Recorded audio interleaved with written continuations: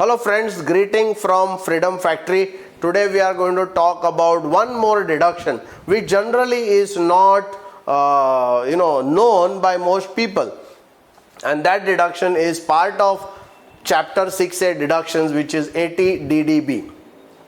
80 DDB is a section where you get deductions for medical treatment. So any expense that you incur for medical treatment of serious life-threatening disease.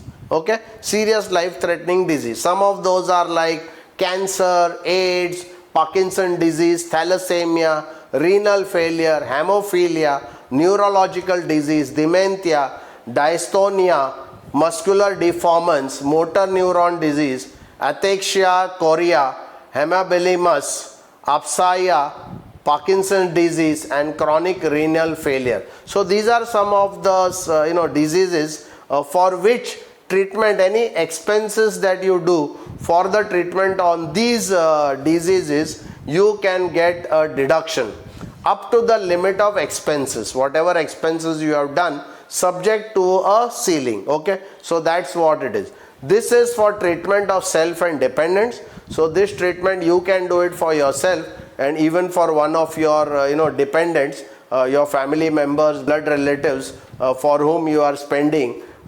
This is allowed for individuals as well as it is allowed for HUF. Both of them can be there. The only problem here is that this is allowed in the old regime, it is not allowed in the new regime, and therefore why we are again and again talking of things which are not included in the old regime, because I feel many people are not in a position to really decide which regime they should go for. The only way to find out that there is no thumb rule, the only way to find out that is you have to do the actual full calculation considering the old regime and considering all the deductions, and then again you have to do the calculations without considering the deductions in the new regime, and then check which regime you have to pay lesser tax, because obviously it is an objective decision which you can do, and then you should choose the option which